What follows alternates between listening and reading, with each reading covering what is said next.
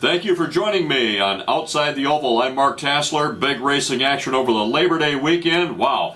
2 nights at Huset Speedway. Some big action at I-90 Speedway at Hartford.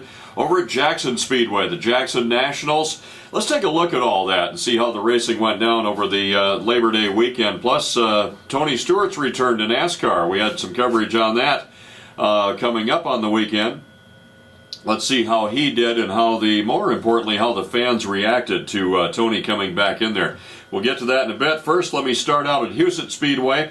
2 nights there, Sunday night and Monday night. We'll go with night 1, Sunday, in the Outlaw Sprints. Ian Madsen out of Australia started 8th in the starting lineup, and he captures his 3rd win of the year at Huset Speedway. Boy, some action. Jody Rosenboom had led the opening 9 laps, and he and Madsen made some contact in turn 4, and it sent race leader Jody Rosenboom into probably the wildest flip I've seen all year at Huset Speedway. He was uninjured, but boy, was he smoking mad when he came out of that car. It took 3, maybe 4 officials to hold him down. He was headed to the infield. He wanted to retaliate.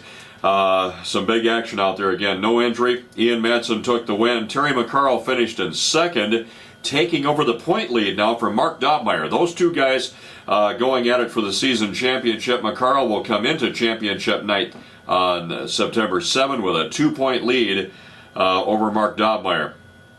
360 sprint action. Seth Bergman out of Snohomish, Washington. First visit at the track at Huset's, and he was dialed in. He took the victory in the 360 sprints.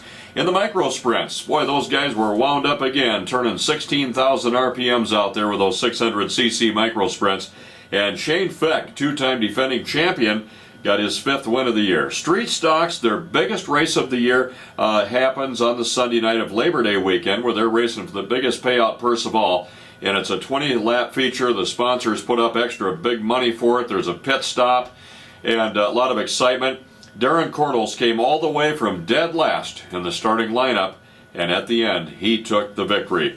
Howard Bartman's crew had the fastest pit stop, and they picked up the big money for that. A lot of excitement there. Colder Dice won the B mods, the hobby stocks. Zach Olivier made a pass in the final corner to take the win.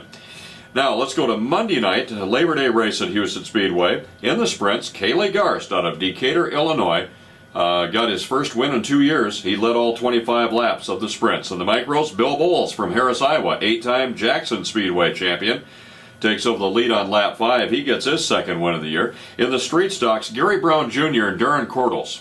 These 2 guys have been battling all year long. They come into the race with 7 victories apiece, and Cordles was leading the race, but on the last lap, Gary Brown Jr. made the pass in the final corner to take the win. And like always, whichever one of the 2 wins when he's in victory circle, the other driver pulls up alongside with a thumbs up, and we saw that again on Monday night. B-Mods Colder Dice strikes again his 10th win of the year, swept the weekend.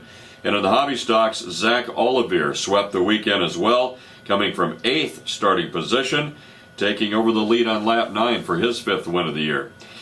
Over the weekend, Jackson Speedway with the Jackson Nationals Saturday night. Matt Covington of Glenpool, Oklahoma, won the race there, taking the $5,000 first place money. I-90 Speedway Saturday night. In the sprints, Kevin Flowers, always exciting to watch him race. With that Ford-powered sprint car, he took the victory. Street stocks, Gary Brown Jr. victorious. Nick Barger won the B-Mods over at Hartford's I-90 Speedway. Hobby stocks, Derek Scott with a victory. Superchargers, it was Justin Peterson. And the Heartland Racing Association wingless sprints were in action. Brett Millenberg took the win.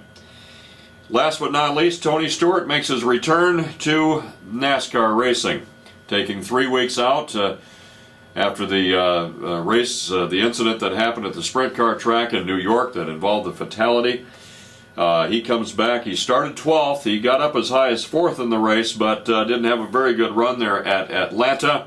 Hit the wall, shredded the right side of his car. He ended up settling for 41st. It was Casey Kane that won the race, and his first win of the year. How did the crowd react to Tony Stewart's return? Well, when it came to driver introduction time, of the 43 drivers that were introduced in Atlanta, the crowd saved their loudest roar for Tony Stewart, welcoming him back to action. So That's what went down over the weekend. Casey Kane winning. By the way, I had Casey Kane as a guest way back when, back in 1999, after he won a race at Huset Speedway, bringing back some memories.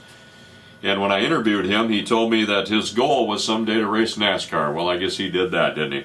Taking the win. Speaking of Tony Stewart, if you recall, he raced out at Huset Speedway last year.